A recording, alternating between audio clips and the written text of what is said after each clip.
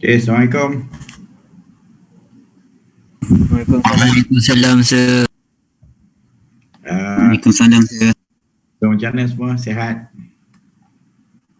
Alhamdulillah. Alhamdulillah sihat. Alhamdulillah. Okay. Untuk jadual untuk peperiksaan akhir dah keluar ke? Belum sir, belum. Bukan ke dah keluar untuk draft pertama? Dah. Saya rasa dah keluar dah. Betul sir, dah keluar. Untuk draft pertama. Untuk subjek kita, Osh, bila ya?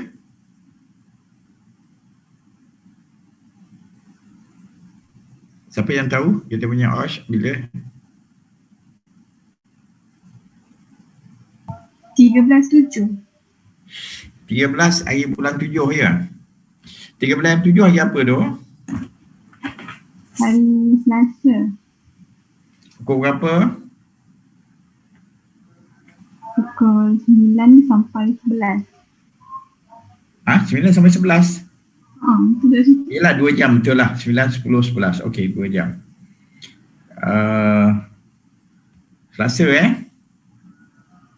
Setakat ni ada masalah tak dari segi jadual tu? Ada yang bertindih ke atau apa dan sebagainya?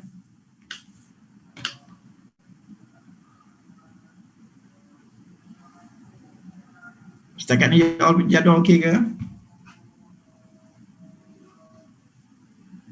Okey sir. Okey je. You all tak tengok lagi. Okey, so jadi kita punya test will be 13 hari bulan 7. Okey. So sekarang ni kita sedang berada pada minggu yang sekarang ni adalah minggu yang ke-10 ya. Berarti kita ada 4 minggu lagi Kita minggu yang ke-10. But still I don't understand. Walaupun kita dah minggu yang ke-10, kedatangan masih bermasalah. Kita terpaksa menunggu lebih kurang setengah jam. Kita buang masa setengah jam hanya nak menunggu pelajar je. So itu yang saya tak faham dia. Yang sekarang yang penting ialah you sign in. It's very simple. It's a matter of sign in. Okay. You masuk dalam Zoom tak Zoom itu lain cerita. Yang penting ialah you sign in. Sekitar masih lagi 3 orang dan saya tak faham kenapa walaupun telah diperingatkan every time mesti kita spend about setengah jam untuk isu kedatangan. So I think it's quite ridiculous. It's quite ridiculous. So jadi sebenarnya dia tak ada isu dari segi secara online ataupun secara fizikal. Ini adalah sikap, attitude. Ini sikap. So saya harap awak boleh ubah sikap ni lah. Saya pun tak faham. Kita dah sampai ke 10 minggu pun masih lagi tak faham berkenaan dengan kedatangan. Alright. Okay. Kita berbalik kepada apa yang kita dah belajar itu. Ini adalah topik yang terakhir untuk kelas kita. Okay, before that.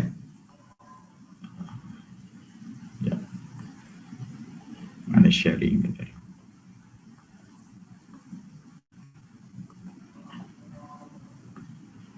Okay, so saya akan share the screen. Okay, so jadi we are talking about accident investigation and reporting.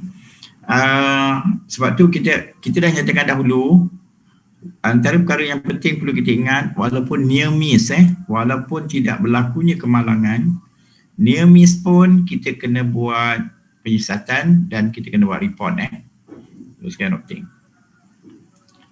Okay, so just highlight little bit. Kita dah belajar juga tentang apakah yang didefinisikan sebagai accident. Okay. Dan adalah penting. Kenapa pentingnya kita perlu buat siasatan, kita perlu buat laporan, sebab kita nak mengelakkan, ialah kita nak cari dia punya root cause, dan lagi satu kita nak mengelakkan daripada perkara tersebut berulang ataupun kita nak mengelakkan berlakunya kemalangan akan datang. So ini perkara yang penting Jenis-jenis accident, kita ada minor accident, serious accident and long term accident. Okay. Okey, yang berkaitan dengan near miss, kita dah bincangkan apa maksud near miss. Jadi kalau berlakunya near miss di sini, kita perhatikan bahawa tidak ada berlaku kecederaan, kemalangan dan sebagainya. Walaupun near miss, kita kena buat penyiasatan dan buat laporan, sebab sekiranya near miss ini tidak ditangani, maka kita mungkin akan berlakunya aksiden kalau kita tak selesaikan isu ni. Accident investigation ni, accident investigation ni adalah satu management tool yang kita buatkan systematic untuk kita mengenal pasti kat manakah root cause kepada masalah yang timbul. So apa-apa pun bila kita buat investigation dalam OSH ni, yang penting kita get the right root cause. Sebab kalau awak silap berkenaan dengan root cause, cara penyelesaian juga adalah cara penyelesaian yang salah lah. Okay, so that's why investigation is very important.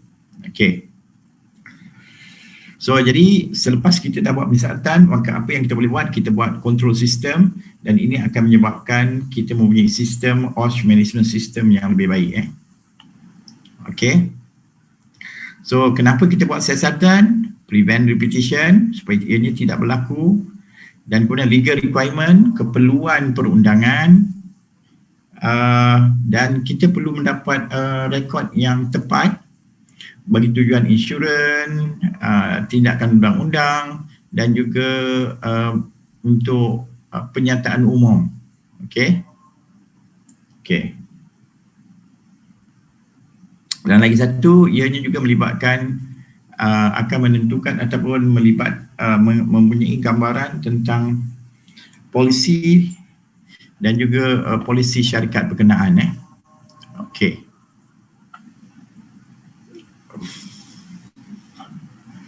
Okey. Prinsip dalam accident investigation dan ianya adalah siasatan perlu dibuat bagi kesemua keadaan dan ianya perlu dilakukan oleh individu-individu yang kompeten. Okey. Dan lagi satu, bila kita nak membuat siasatan, ianya perlulah sistematik dan didokumentkan.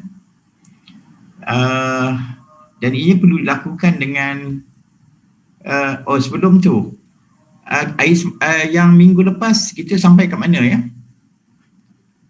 Yang lepas kita sampai di mana tajuk kita punya ni? Is it on the principle? Yes. Hello? Yes, sir. Yes. Kita berhenti yang lepas apa? Principle Principal. Kita belum masuk lagi principle. Belum. Belum. Okay, fine. Okay. So jadi kalau kita perhatikan di sini principle of accident investigation. So jadi bila kita nak buat penyiasatan, sebab nanti awak akan diberikan satu tugasan ialah di mana berlaku satu kemalangan dan kemudian kemudian syarikat berkenan membuat penyiasatan dan kemudian dia membuat laporan. Jadi tugas awak ialah dengan pengetahuan yang awak belajar berkenaan dengan kaedah ataupun SOP macam mana nak membuat penyiasatan dan kemudian macam mana nak buat report. Jadi pada pengetahuan tersebut awak akan menilai hasil laporan yang ditunjukkan oleh syarikat berkenaan. So you kena komen apa dia punya strength dia, apa kelemahan dia dan apakah penambahbaikan yang perlu dilakukan terhadap kaedah penyiasatan dan juga report yang dihasilkan oleh syarikat berkenaan. So jadi sebab tu awak kena faham betul tentang prinsip dia dan sebagainya. So jadi principle of accident investigation sepatutnya dia ada prosedur tertentu, maksud dia bagi semua keadaan dan ianya perlu dilakukan oleh competent person dan juga melibatkan pekerja. Jadi siasatan ini perlu dilakukan oleh individu yang kompeten. Contohnya ianya dibuat oleh SHO, Safety Health Officer, Biasanya syarikat dia akan ada safety health officer. So jadi safety officer ni adalah individu yang terlatih, competent. Dia bukan sembarang kita boleh lantik sebagai SHO.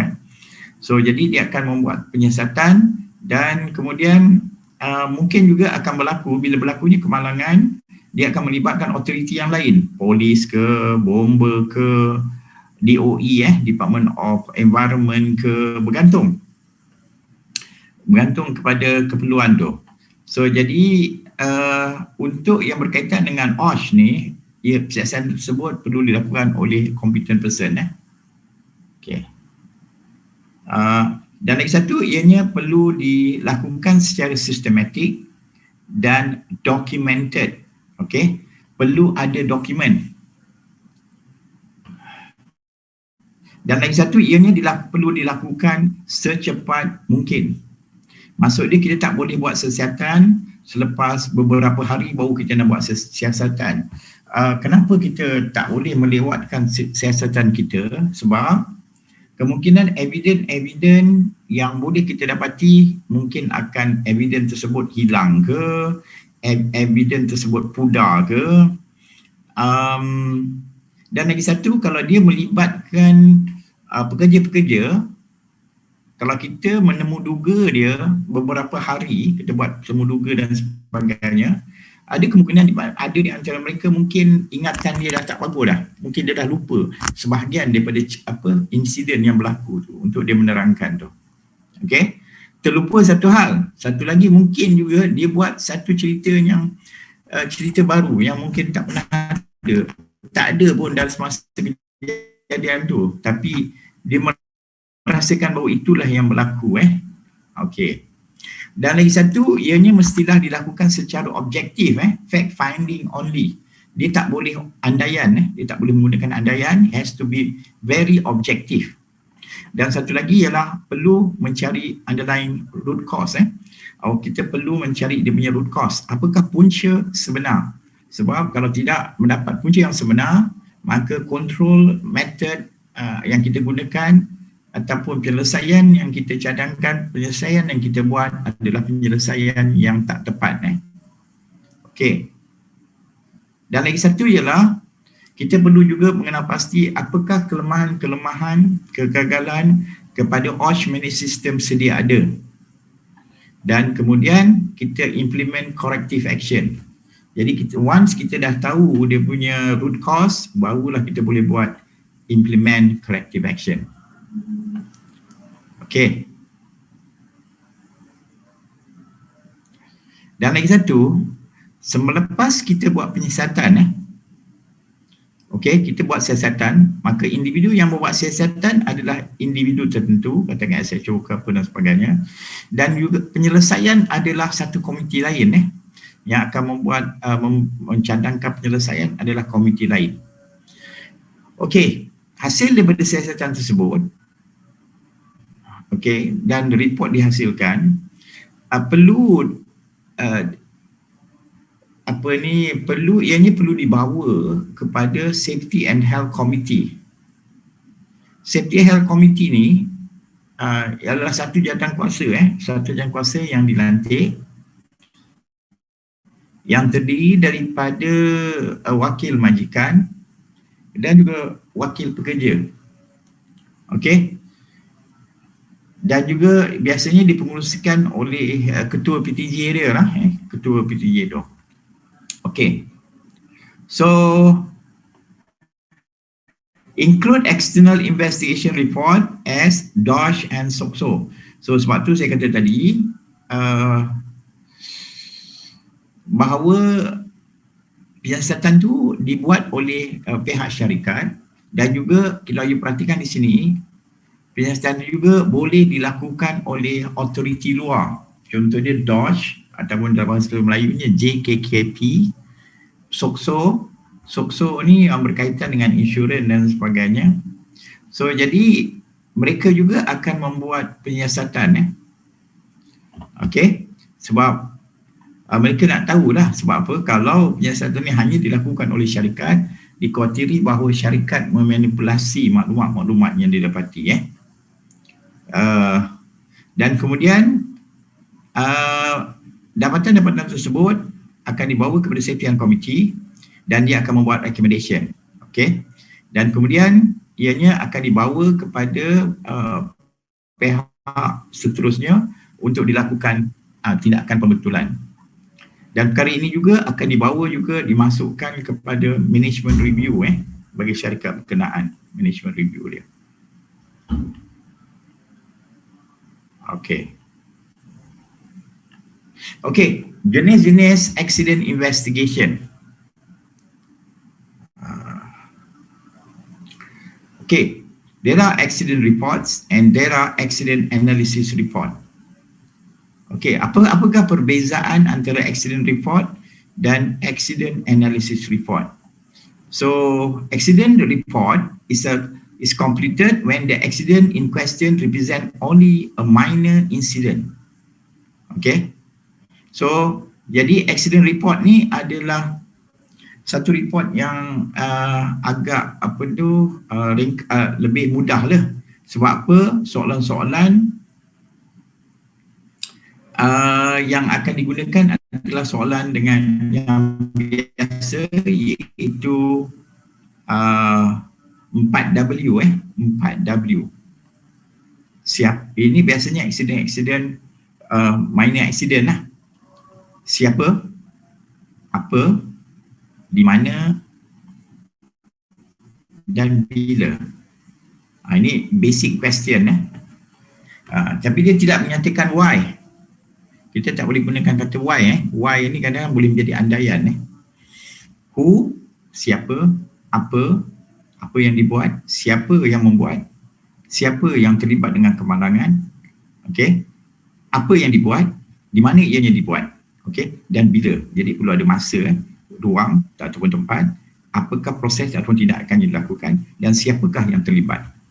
Okey.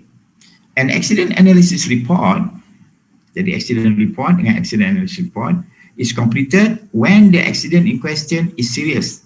Tadi adalah simple ataupun minor. Ini adalah accident yang berlaku itu adalah serious. Dan and should answer why. Dalam keadaan sini bahawa untuk mengenal pasti why, jadi why kat sini adalah mengenal pasti, daripada sini adalah untuk mengenal pasti dia punya root cause. Okay, so jadi analisis yang dibuat itu perlu mengenal pasti the root cause, or the company will treat only symptom or worse, solve the wrong problem. Okay, dalam konteks ni ialah kita perlu mengenal pasti root cause. Sebab apa? Root cause adalah penting. Sebab kalau tidak, kalau kita tak dapat root cause, maksud dia kita hanya menyelesaikan dia punya symptoms. Okay, ataupun kemungkinan juga di mana kita tak menyelesaikan masalah ataupun kita menyelesaikan masalah yang sama. Contoh dia, kita ambil contoh yang mudah, very simple. Apa maksud di sini? Katakan awak sakit kepala. Katakan awak rasa sakit kepala. Jadi apa yang awak buat? Okey, awak akan ambil apa? Kalau kita sakit kepala, apa yang dia buat? Ambil ubat, sir. Yelah, ubat apa? Yang biasa. Ambil yang common sekali. Panadol, sir. Panadol. Yelah. Okey, you ambil paracetamol. Nama chemical dia adalah paracetamol. Jenama dia apa-apa jenama. Nak namakan Panadol, nak namakan apa dan sebagainya. So, you're taking paracetamol bila you sakit kepala.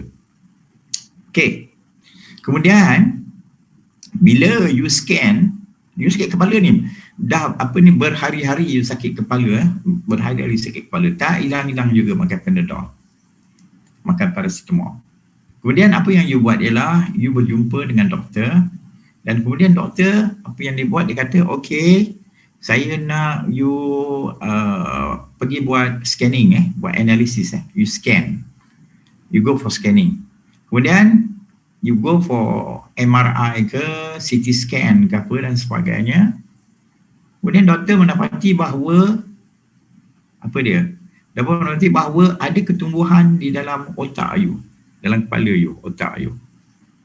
Jadi ini bererti bahawa sakit kepala adalah simptom, okey, dan root cause yang sebenar adalah ketumbuhan di dalam otak you itu yang menyebabkan you sakit kepala.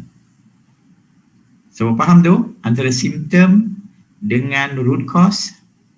So sakit kepala itu adalah dia punya simptom. Root cause dia adalah sebenarnya adalah ketumbuhan di situ. Okey. Kemungkinan ni ambil contoh dia kemungkinan. Awak katakan awak sakit kepala, lepas tu awak makan Panadol. Lepas tu makan Panadol tak baik-baik juga. Lepas tu awak rasakan bahawa saya rasa saya sakit kepala, kenapa tak baik-baik ni? Kemungkinan sebab saya seminggu ni saya banyak stres, saya banyak kerja yang perlu saya sekarang. Saya stres lah saya rasa. So awak pun terus mengambil Panadol tu. Mungkin awak rasa dapat kurang lah sikit. Okey, ambil Panadol dapat kurang. So you sakit kepala, you rasa sebab you stres. Mungkin ada masa okey, ada masa tak okey, dan ianya berterusan sakit kepala, dan ia mengambil Panadol sebab ada masa di mana sakit kepala tu hilang, ada masa sakit kepala tu tak hilang. You pun keep on repeating.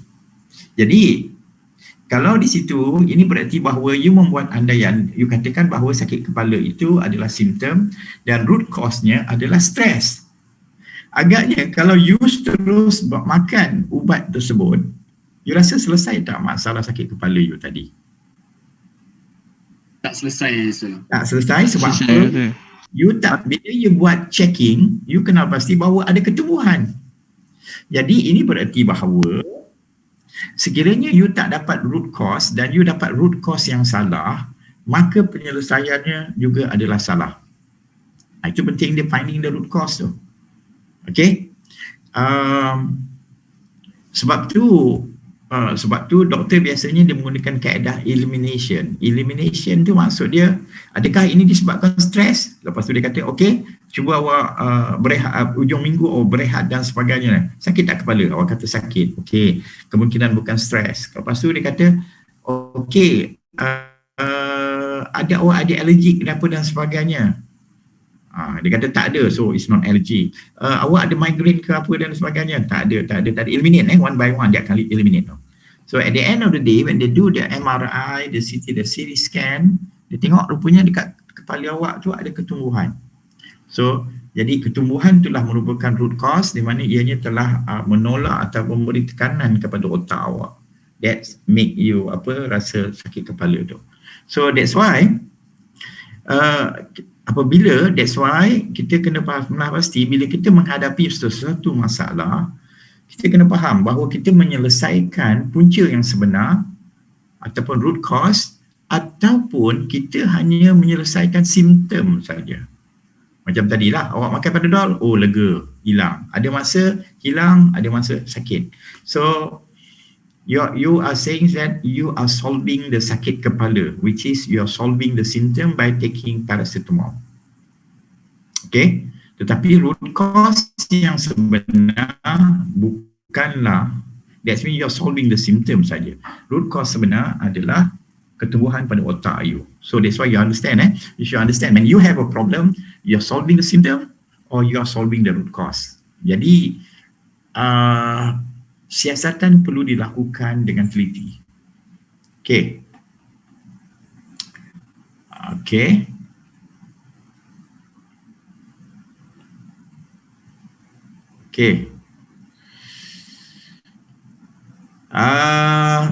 That's why kalau awak perhatikan bahawa kalau serious accident ni biasanya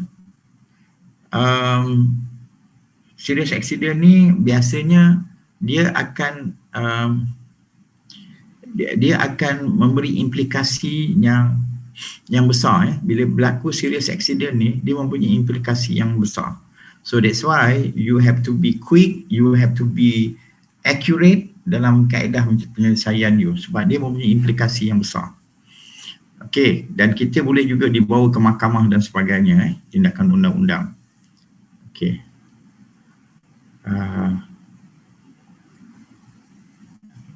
So accident analysis report a call for when any of the following circumstances result from the accident.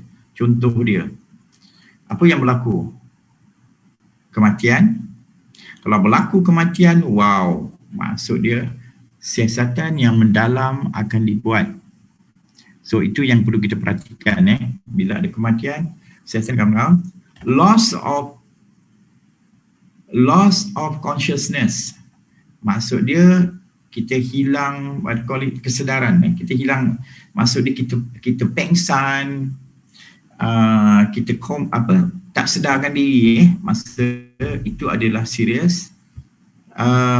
Dan biasanya masalah ataupun kaedah menyelesaikan kemalangan yang berlaku itu adalah lebih di luar daripada menggunakan first aid. Kalau kita patah, tangan kita patah, kita tak boleh gunakan first aid. Tangan kita luka, kadang konteks ni adalah luka yang katakan 2 inci, 3 inci punya luka, you tak boleh gunakan first aid. Okay, first aid hanya luka yang kecil apa dan sebagainya. So maksud dia perlu buat accident analysis. Okay, dan lagi satu, 1 or more days of lost work. Jadi ini macam mana kita nak mengenal pasti bahawa ianya adalah memerlukan accident analysis, sama ada menyebabkan kematian atau 1 or more days of lost work. Maksud dia dengan berlakunya kemalangan tersebut, maka pekerja tidak boleh bekerja sehari ataupun lebih daripada 1 hari. Okey. So jadi masa memainkan peranan penting. Jadi maksud dia kalau dia tidak bekerja beberapa hari sebab kejadian tersebut, itu maksud dia juga ia adalah serius. Satu lagi ialah dengan berlakunya kemalangan, kita mengubah apa yang berlaku ialah kita mengubah jadual kerja pekerja tersebut. Sama ada kita mengubah jadual ataupun kita pindahkan dia ke tempat lain. Itu pun menunjukkan bahawa ianya adalah satu benda yang serius. Okay. Alright. Okay, when to investigate? All accident, no matter how small, should be investigated, and near miss should be treated like an accident. This is very important statement. Alah, tak ada apa berlaku, tak ada pun orang yang cedera, still ianya should be treated like an accident. Okay, as soon as emergency procedures have been accomplished, accident investigation begin. Maksud dia setelah prosedur-prosedur yang berkaitan dengan kecemasan, kemalangan berlaku dan kita dah settlekan tu semua, sepatutnya penyiasatan terhadap kemalangan tu perlu berjalan. Kan kita dah kata ia tidak boleh ditangguh. So jadi kenapa kita tak boleh menangguh siasatan kita? Ini saya dah bincangkan tadi. Scene interference pada tempat kejadian tu macam CSI lah. Jadi bila berlakunya kes-kes pembunuhan dan apa sebagainya, mereka adalah salah satu antara orang yang terawal pergi ke tempat kejadian. Sebab apa? Walaupun kita letak tape, tak no entry dan sebagainya, maksud dia kalau lama kita biarkan, kemungkinan tempat kejadian evidence yang ada akan di-interfere, akan terganggu. Dan lagi satu ialah deterioration of evidence. Maksud dia mungkin you kata ada cap jari ke apa pada bahagian-bahagian tertentu dan sebagainya. Jadi kemungkinan cap jari tersebut telah dipegang oleh orang lain ke apa, that means deterioration of evidence. Katakan bekas tapak kasut itu telah dipijak oleh orang lain ke apa dan sebagainya. So that's why deterioration of evidence. Jadi evidence yang hadir tu telah pun maksud dia tercemar. Okay, so that's why it's very important. Dan lagi satu ialah losing people's recollection of the incident. Ini berkaitan dengan ingatan pekerja-pekerja ataupun individu yang terlibat dengan situasi berkenaan. Sama ada yang memerhatikan individu yang terlibat dengan kemalangan tersebut, ataupun individu yang memerhatikan, ataupun individu-individu yang mengarahkan. Jadi kalau lagi lama kita biarkan, kemungkinan mereka akan ingatan mereka mungkin akan tercemar, mungkin mereka akan lupa sebagian tu, ataupun mereka akan melalui imaginasi mereka akan mengubah cerita tu tanpa mereka sedari. So, jadi immediate investigation are more likely to produce accurate information and an evidence of management commitment to preventing future accident.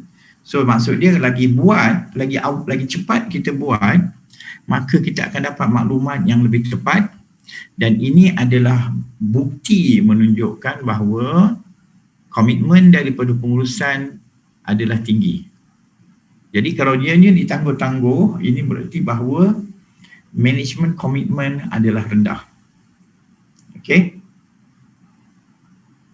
Alright.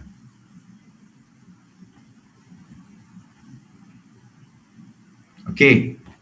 This is important. Bila kita membuat penyiasatan, kita tak boleh fikir salah siapa. Ingat tu, kita punya frame of mind. Cara kita berfikir semasa kita buat penyiasatan adalah bukan untuk mencari siapa yang salah ni. Itu sepatutnya ditentukan bagi pihak mahkamah dan sebagainya. It's not for us to judge. Tugas kita menyiasat adalah untuk mendapatkan ataupun mengumpul data. That's it. Kita bukanlah orang yang akan menentukan salah siapa. Okay? So jadi dalam execution investigation, kita punya frame of mind mesti betul, iaitu tujuan kita adalah untuk kita mengumpul data seberapa banyak, seberapa tepat yang boleh. Okay? It's more on facts collection. Okay, causes of the accident should be the primary cause. Maksud dia, apakah penyebab kepada fokus dia, apakah penyebab kepada kemalangan tersebut. Finding the root cause. So, bila kita nak buat investigation, inilah perkataan-perkataan yang biasa kita gunakan. Siapa, apa, bila, di mana, kenapa, dan lagi satu ialah bagaimana. So, ada berapa W tu? 1, 2, 3, 4, 5, 5W and 1H. Okay, 5W and 1H. So ini adalah kaedah kita menyoal. Okay.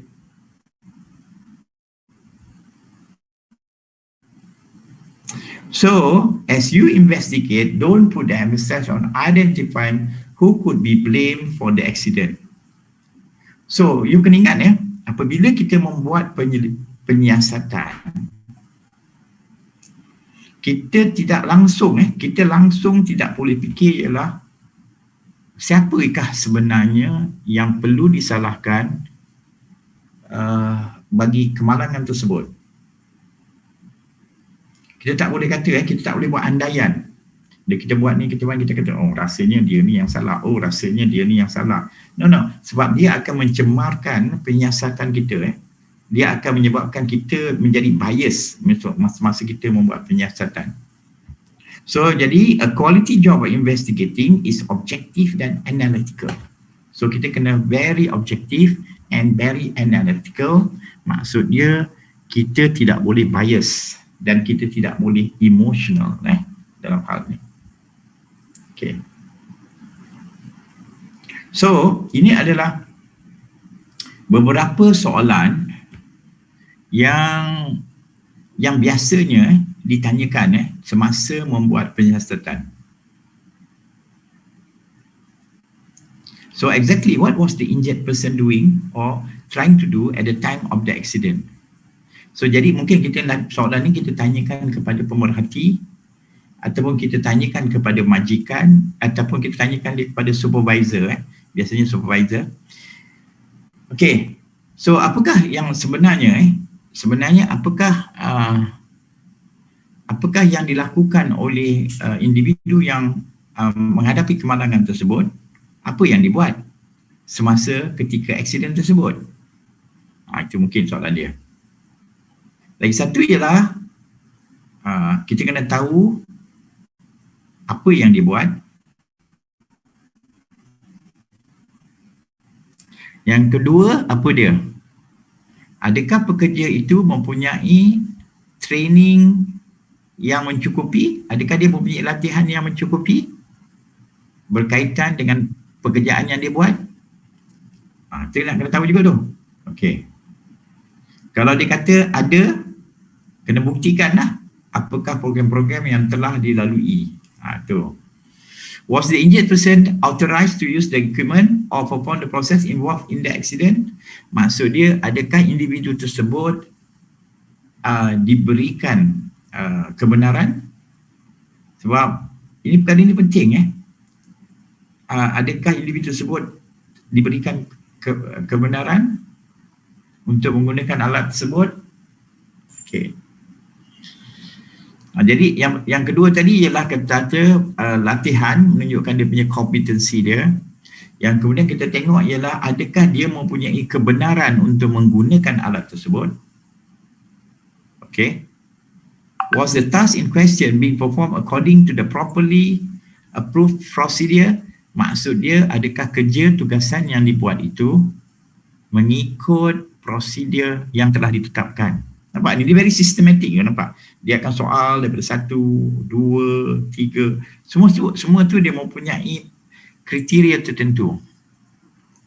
Okey? Jadi maksud dia di situ ialah adakah dia diberikan kebenaran? Ya, okey, diberi kebenaran. Yang seterusnya ialah ditanya, adakah apa yang dibuat itu mengikut SOP? Mengikut prosedur yang telah ditetapkan? Okey, walaupun dia dapat kebenaran, tapi kalau dia buat itu tidak mengikut SOP yang telah dipersetujui, maka ini sebab ini kita dari sini kita boleh tahu kesilapan itu berpunca daripada mana sebenarnya. Tapi dalam konteks ni kita tak boleh bias lah, kita tak boleh kata siapa yang salah, siapa yang tak ada. Kita ambil je data. Was the poor equipment being used including personal protective equipment? Okay, apa dia? Okay, prosedur dah. Lepas tu, was the proper equipment being used including personal protective equipment? Maksud dia, adakah dia menggunakan peralatan yang betul serta menggunakan PPE? Sebab kita ada kes, saya ada pengalaman kes di dalam makmal. Ada satu pelajar ni nak buat pemotongan kepada suatu what they call it, komponen yang kecil, satu komponen bahan yang kecil sebab dia nak buat pemotongan tu. So jadi apa yang berlaku ialah dia di sini ialah penolong jurutera ni menggunakan komponen yang kecil dulu nak dipotong, dia meletakkannya pada satu mesin pemotong yang besar.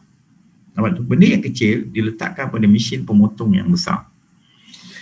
Jadi apa yang berlaku ialah bila dia letakkan bahan yang kecil tu kepada pemotong yang besar tu, ini adalah mesin yang menggunakan motor you just press the button, the machine will cut So jadi apa yang berlaku ialah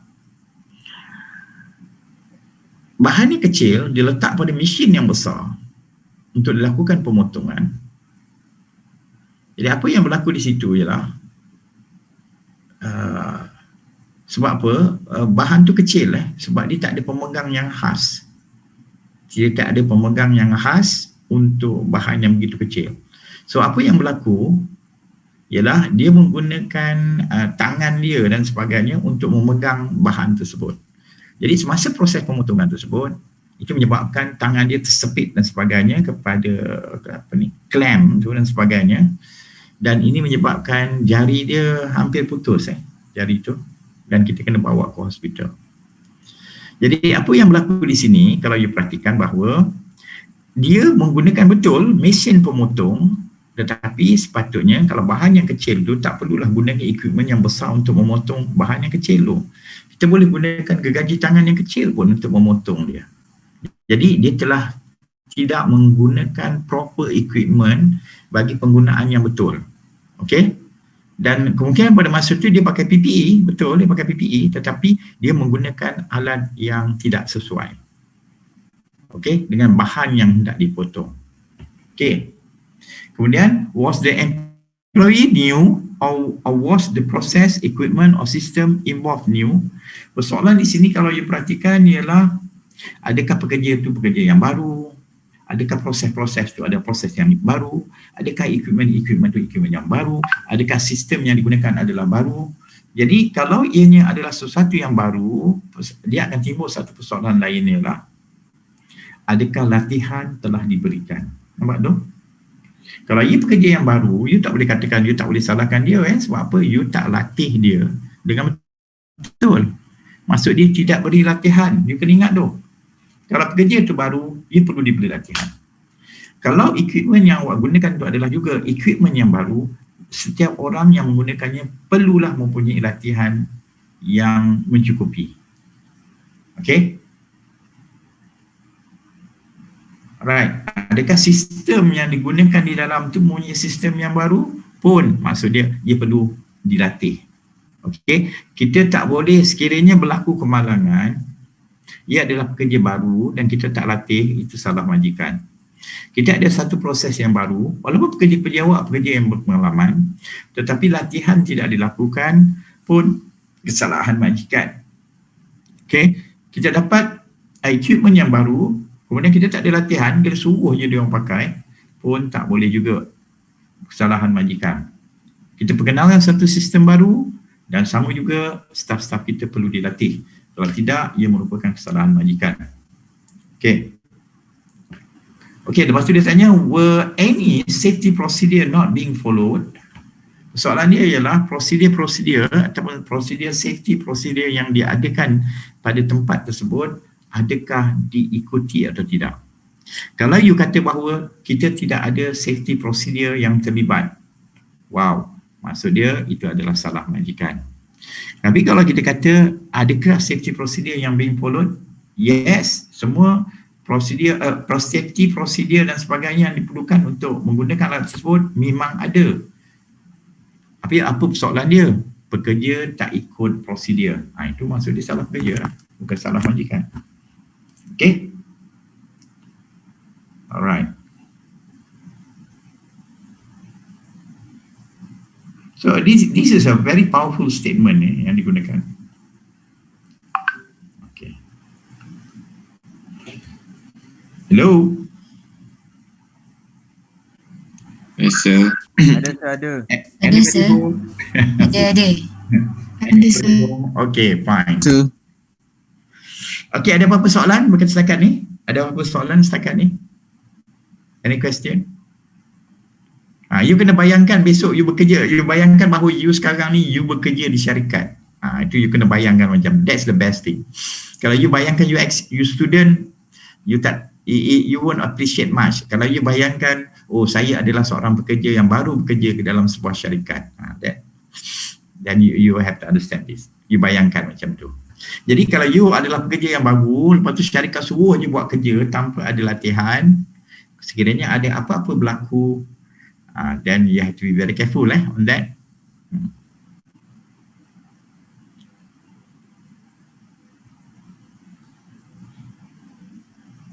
Sir, Yep. kalau majikan tak lengkap yang soalan tadi tu kan, apa denda yang dikenakan? Itu that's why bila dia nak melibatkan daripada luar, maksud dia penguatkuasaan lah, DOSH ke apa, DOSH yang akan bawa benda tu. DOSH adalah penguatkuasa kepada berkaitan dengan keselamatan. DOSH akan bawa kuasa berkaitan dengan keselamatan. Jadi DOSH yang akan bawa majikan tu ke mahkamah. Okey. Kita ada kes, kita ambil contoh lah, ada sebuah universiti, saya tak nak tunjuk cakap universiti mana lah. Dia melakukan kontraktor melakukan apa ni, aktiviti saya tak pasti, penyelenggaraan ke apa di universiti berkenaan. Kemudian semasa aktiviti tersebut, salah seorang daripada pekerja subkontraktor tu apa, kontraktor berkenaan kejadian. Jadi soalan dia, apa sebenarnya berlaku?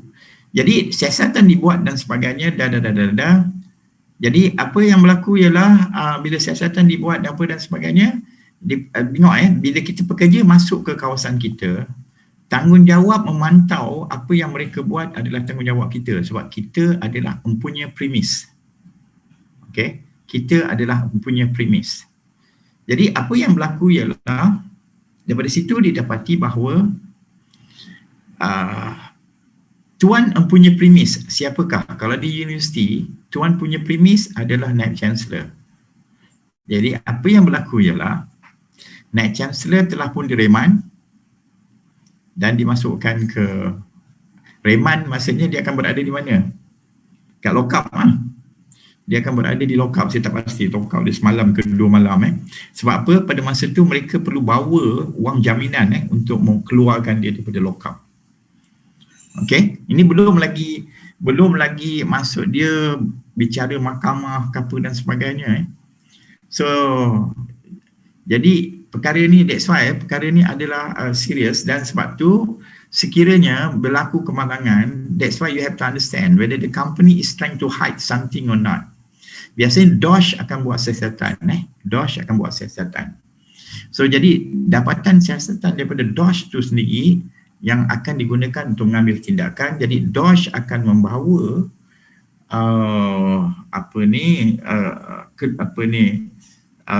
sebagai yang punya premis, iaitu majikan, ke mahkamah lah. Dia akan bawa ke mahkamah. So that's why you have to know your right and you have to be careful also. Kemungkinan siasatan tu sekiranya ada berlaku perubahan dan sebagainya, dan jadi awak kena tahu juga, is your mistake or is it your employer punya mistake, kesalahan tu. So that's why you have to be very careful. Sebab tu bila you membuat pekerjaan, pastikan you mengikut prosedur dan you mengikut melalui latihan yang betul, dan you are doing the right thing, the right place, the right equipment dan sebagainya. Sebab benda-benda tu you perlu prihatin. Bukan maksud bila berlaku kemalangan majikan yang salah. No. Dia akan bergantung kepada siasatan itu. Kalau didapati bahawa because of your negligence, maka awak tak dapat satu sen pun. Dan kemungkinan awak mungkin boleh didenda pun. So that's why you have to be very careful. Sebab dia melibatkan dia melibatkan perundangan. Dahlah kita bersalah, lepas kita tak dapat apa, lepas tu kita juga boleh diambil tindakan. So you have to be very careful benda ni. No joke, it's no joke. Okay, 3 basic accident cost. So apakah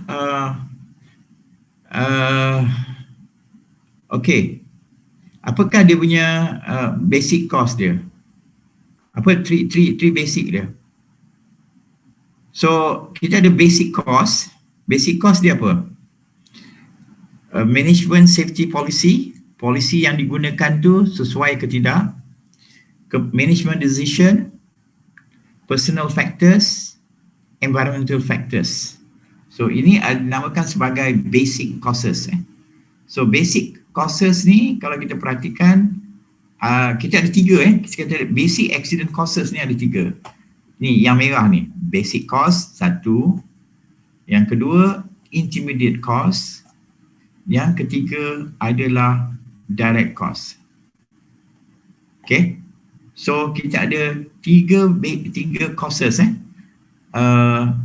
yang menjadikan penyebab ataupun 3 basic accident cost. Basic cost, intermediate cost dan juga direct cost. Okay. So apakah dia? Basic cost iaitu management safety policy. Ada mungkin juga ialah safety policy, pengurusan safety policy dia mungkin bermasalah, tak cekap. Management decision, keputusan-keputusan yang dibuat oleh pengurusan. Okay. Personal factor, faktor-faktor individu yang menjadi masalah dia. Environment factors, adakah persekitaran you merupakan penyebab kepada berlakunya kemalangan. So kita kena tengok ni, adakah dia polisi, Adakah ini management dan policy and decision ini berkaitan dengan pengurusan. Ini adalah personal factor. Faktor-faktor individu. Yang ketiga adalah environmental factor, persekitaran dia. Ini basic cost. Immediate cost. Immediate cost, apakah yang dikatakan sebagai immediate cost? So, immediate cost maksud dia ialah sama ada unsafe act or unsafe condition. Okay? Unsafe act ni maksud dia adalah perbuatan-perbuatan yang tidak selamat. Dan unsafe condition adalah situasi ataupun persekitaran yang tidak selamat. Okay? Dan yang ketiga, direct causes. Ini adalah, you're talking about unplanned incident. Maksud dia, insiden yang tidak dirancangkan. Jadi kalau kita perhatikan di sini, ini adalah basic accident causes. Three basic accident causes ni ada 3. Basic cause, intermediate cause and direct cause. Okay. Jadi semua ni menyumbang Semua ni akan menyumbang. Kalau perhatikan, ini basic cause di sini. Basic cause di sini akan menyebabkan 2 keadaan. Sama ada dia akan menyebabkan unsafe act ataupun dia akan menyebabkan unsafe condition, ataupun kedua-duanya. Kemungkinan juga unsafe act pun satu, unsafe condition pun sama. So jadi dia mungkin unsafe act atau unsafe condition atau kedua-duanya sekali akan menghasilkan apa dia? Insiden. Maka ianya akan berlakunya situasi tersebut dan akan menyebabkan accident tadi tu. Okay? So perkara ni akan menyumbang kepada unsafe act ataupun unsafe condition. Nampak ni? Perkara-perkara ni tadi ni, ada 4 tadi ni atas ni. Tak kisahlah mana-mana satu ni. Akan menyebabkan unsafe act ataupun unsafe condition. Okay. Jadi, unsafe act ataupun unsafe condition ini akan menyebabkan berlakunya kemalangan. Okey. Jadi sekiranya berlakunya kemalangan, apa yang kita boleh buat? Kita naik ke atas katakan kemalangan berlaku. Okey, kemalangan berlaku. Kemudian kita akan tengok adakah unsafe act ataupun unsafe condition. Mana satu? Kalau kita katakan situ adalah unsafe act. Okey, unsafe act, fine. Kat manakah di antara atas ni, mana satukah yang menyebabkan unsafe act? Kalau you kata personal factors, personal factor lah yang akan menyebabkan unsafe act. Okey, adakah environment, adakah management, adakah management safety punya policy itu menyebabkan unsafe act. So, jadi bila berlakunya kemalangan, apa yang you boleh buat dalam siasatan you ialah you go back, you reverse balik. Okay, you naik kata balik. Okay, so jadi you punya analisis tu, you akan perhatikan bahawa daripada berlakunya kemalangan, you akan naik ke atas. Adakah unsafe act, unsafe condition, lepas tu you akan study kat sini. Adakah antara basic cost ni yang mana satu agaknya kepada penyumbang kepada kemalangan tersebut. Okay. Okay. Tadi ingat tak ni? Ni atas ni nampak ni? Basic causes tadi ni. 1, 2, 3, 4. Okay. Ada 4 kan? So, kita akan tengok lebih detail. Apakah yang dimasukkan dengan 4 tu? Okay. Root cause of incident, management, the real problem. Okay. Right. Root cause. Okay. So, jadi kalau you perhatikan, saya dah katakan tadi kan, kita kata accident berlaku, maka kita akan tengok, naik ke atas balik. Lepas tu barulah, more or less kita akan dapat what is the root cause. Okay, personal factors. Kalau dari segi personal factors, apa isu dia? Lack of knowledge or skill, improper motivation, physical or mental condition. Persoalan dia, lack of knowledge or skill. Persoalan dia, kita tak boleh salahkan pekerja. Lack of knowledge or skill, majikan tak bagi latihan. So that's why tanggungjawab majikan tu. Dia pekerja baru, you tak latih dia. Apa bukti bahawa you telah beri latihan? Okay, you dah kata bahawa you dah buat latihan 10 jam untuk dia ke apa. Itu bukti. Dia tak boleh, bila dalam siasatan kita tak boleh kata dalam siasatan kita based on objektif dan kita based on facts. Kalau dia kata bahawa pekerja yang baru ni kita dah bagi latihan 10 jam, maka kita kena tanya kepada pihak majikan, boleh menunjukkan bukti bahawa latihan 10 jam itu telah dilakukan. Okey, betul. Okey, 10 jam, betul, you lakukan 10 jam. Nama dia ada tak dalam latihan tersebut? Kemungkinan latihan telah diberikan 10 jam. Kemungkinan individu yang menghadapi kemalangan tersebut, dia tidak menghadiri latihan tersebut. So you have to be very careful tu. Improper motivation, physical or mental condition. Adakah dia mempunyai masalah fizikal? Katakan dia adalah handicap, dia cacat anggota ke apa, tetapi awak meletakkan dia di tempat tersebut, maka itu salah majikan juga. You tahu dia dah handicap, tangan dia mungkin not normal, tapi you bagi dia tempat, you melakukan kerja-kerja pemotongan, kerja-kerja apa dan sebagainya. Maksud dia, you tak boleh salahkan pekerja sebab pekerja tu mengikut arahan. So majikan akan menjadi perlu menjawab tu. So jadi semua statement yang diberikan oleh majikan perlu ada bukti. Okey, semua maklumat yang telah diberikan sama ada individu sekalipun, individu tersebut perlu menyatakan bukti. Dia tak boleh kata majikan saya tak pernah bagilah saya latihan. Okey, you make that claim, tetapi kalau majikan menunjukkan bahawa nama you ada dan sebagainya, maksud dia you telah menipu tu. Okey. Okay. Mental condition, cuma satu hal juga, adakah individu yang melakukan kerja tu ada masalah mental? Okay, mental condition ni bukan maksud gila Kadang-kadang orang yang sawan, penyakit sawan dan sebagainya pun tak boleh juga bekerja pada tempat berkenaan. So kena tengok tempat tu. So jadi you have to understand whether it's personal factor, yes. Tapi kalau personal factor, maksud dia individu yang terlibat dengan kemalangan tersebut. Kita kena tahu itu personal factor. Dan kemudian kita perhatikan supervisory performance, inadequate instruction, failure of SOP, rules not enforced, hazard not corrected, devices not provided. Nampak ni? Supervisory performance, nampak ni? So ini melibatkan kepada majikan, ni kepada lebih kepada pekerja kan. Tapi still, walaupun kepada pekerja, ianya boleh balik semula kepada majikan. So kalau kita lihat di sini, hazard apa semua, not corrected, device not provided, ini berkaitan dengan supervisory performance, maksud dia melibatkan majikan. Okay, cuba kita tengok job factors. Apa yang berkaitan dengan job factors? Okay, physical environment, substandard equipment, abnormal usage, wear and tear, inadequate standard, design, maintaining and purchasing standard. Ini berkaitan dengan kerja-kerja tu. Mungkin peralatan yang kita berikan kepada pekerja-pekerja kita itu mungkin adalah peralatan-peralatan yang tidak fit. Bukan hanya pekerja tu fit. Maksud dia peralatan yang digunakan tu adalah peralatan yang mungkin tidak boleh beroperasi dengan baik. Itu pun salah you juga. Itu pun ada juga. Tapi kita tengoklah sama ada pekerja ataupun majikan.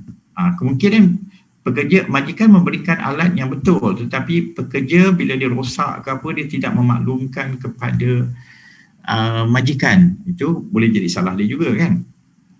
Abnormal usage, maksud dia alat-alat tersebut digunakan pada kegunaan yang salah.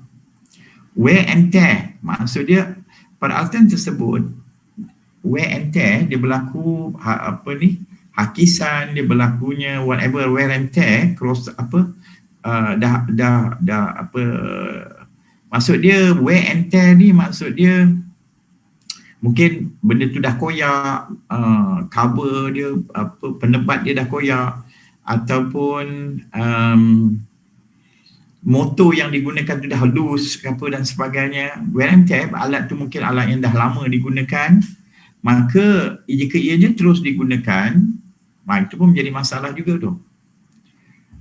Inadequate standard, tidak ada standard yang digunakan adalah dan tidak ada standard. Design and maintenance, isu dia maintenance dilakukan tak, purchasing standard. Jadi semua ni menyumbang kepada job factors. Okey. Kemudian berkaitan dengan management policy and decision, measurable standard work in progress, work standard, evaluation, corrective action. Jadi kalau kita perhatikan yang ini dan yang di bawah ini adalah berkaitan dengan majikan. Dia punya policy, dia punya supervisory performance, observation, apa dan sebagainya. Ini adalah lebih kepada majikan. Okey. Ini pun kalau kita tengok di sini, ini pun adalah lebih kepada majikan juga ni. Lebih kepada majikan. Kalau you perhatikan sini semua ni, is majikan. Ini majikan. Ini juga kalau you perhatikan adalah tanggungjawab majikan juga ni. Okey. Kalau majikan, pada contoh dia lah, contoh majikan memberikan alat yang semua standard yang baik dan sebagainya. Tapi semasa penggunaan alat tersebut, mungkin alat tersebut ada kerosakan, ada dan sebagainya. Perkara tersebut tidak dilaporkan kepada supervisor ke apa dan sebagainya, kepada top management. Mereka terus menggunakan alat tersebut. Dalam konteks ni, kita akan anggap bahawa kecuaian daripada pekerja kerana tidak memaklumkan kepada majikan, kepada supervisor contoh dia. That's why bila you nak menyatakan bahawa bukti, that's why you need evidence. Dan salah satu ialah kalau you nak memberikan kepada top management bahawa alat tersebut perlu dibaiki atau perlu diganti sebab telah lama digunakan, di banyak wear and tear, surat menyurat adalah sebagai bukti bahawa ianya telah dimaklumkan.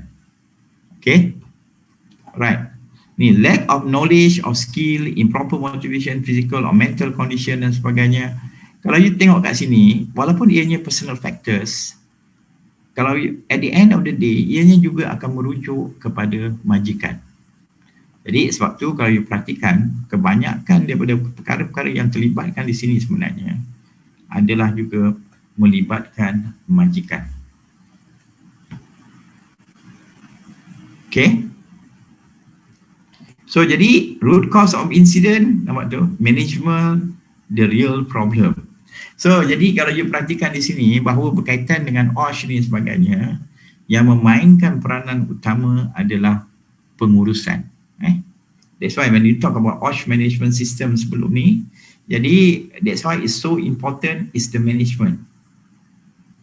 Okay? Right.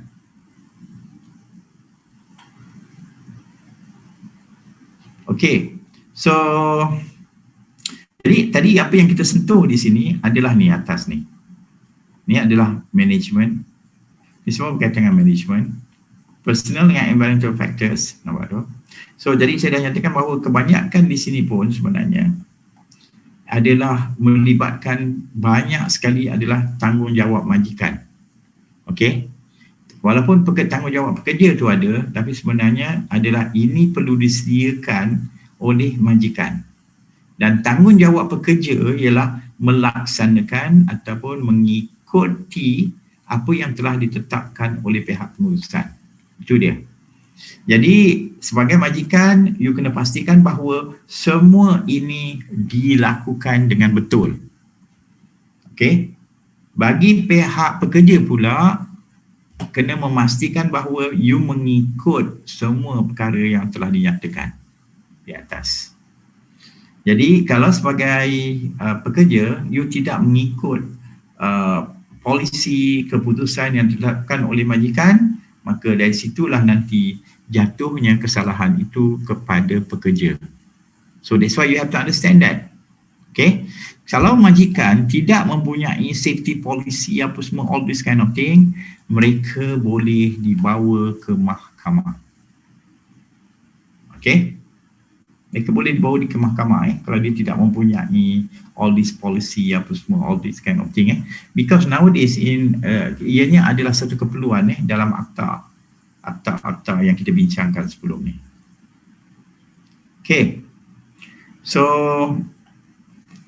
I think I stop there. Saya rasa saya berhenti sini. So nanti later on kita akan tengok nanti adalah berkaitan dengan ni nanti ni. Contributing factors to accident. We are talking about this apa ni? Ni immediate cause.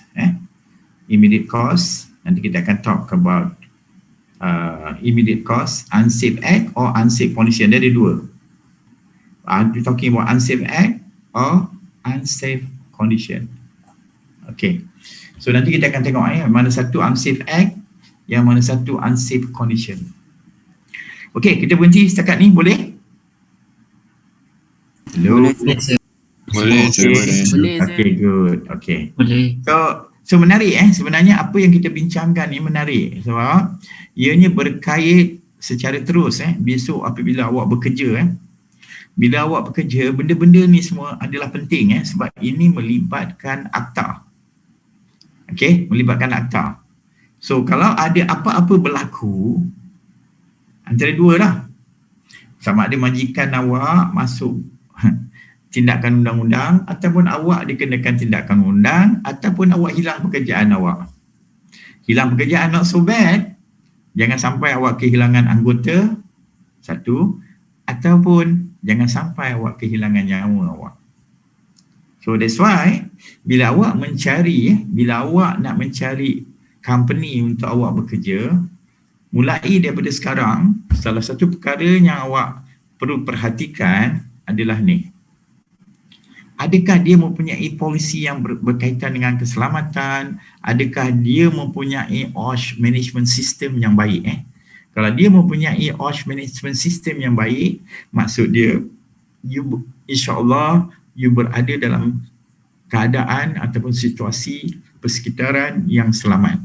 Tetapi kalau syarikat tersebut tidak mempunyai OSH management system ataupun dia mempunyai OSH management system yang substandard ataupun tak ada quality lah senang kata, maka you akan terdedah kepada kemalangan dengan lebih tinggi berbanding dengan tempat yang mempunyai OSH management system yang baik. The better OSH management system yang ada pada syarikat berkenaan, maksud dia you akan berada lebih selamat. So that's why besok bila you memilih pekerjaan, kena tengok juga dari segi OSH management system syarikat berkenaan. Sebab ini penting sebab ini bagi menentukan keselamatan tempat kerja di mana you bekerja tu. Sebab kalau dia OSH management system yang tinggi, yang baik dan sebagainya, kalau tempat awak itu tercemar dengan chemical dan sebagainya, dia akan ambil tindakan. Tetapi kalau tempat tu tak ambil kisah tentang OSH management system, maka awak terdedah kepada bahan kimia ke apa tanpa awak sedari. Awak tak tahu awak kerja kat tempat tu, awak tak tahu bahawa dia use illegal punya chemical, ataupun chemical tu is not illegal tetapi dia tak ada SOP yang betul polisi yang betul, tak ada SOP yang betul, masa awak terdedah kepada bahan kimia dan ia akan menjadi masalah because you have this what do you call it chronic disease. At the end of the day, mungkin awak dah kerja 5, 6, 7, 10 tahun dan kemudian you got a lung cancer. Wow. Is it worth? It's not worth at all the money. Okay. So, jadi saya berhenti setakat itu saja. Dan ini adalah what they call it, peringatan. Sebab apa yang kita belajar di sini semuanya berkait dengan pekerjaan yang awak akan lalui akan datang. Okay, semua? Okay, sir. Semua Yes, PKP? sir. Okay. So I wish you all have what they call it enjoyable and whatever lah untuk for you to relax during your PKP, but I'm sure you punya subjek-subjek yang lain pun banyak juga dan sebagainya, assignment dan sebagainya. Whatever it is, stay safe, stay happy, stay safe and happy, and maksud dia make do whatever you have dan appreciate dan follow the SOP. Kalau kita sama-sama kita menyokong apa yang dibuat, insya-Allah kita akan lihat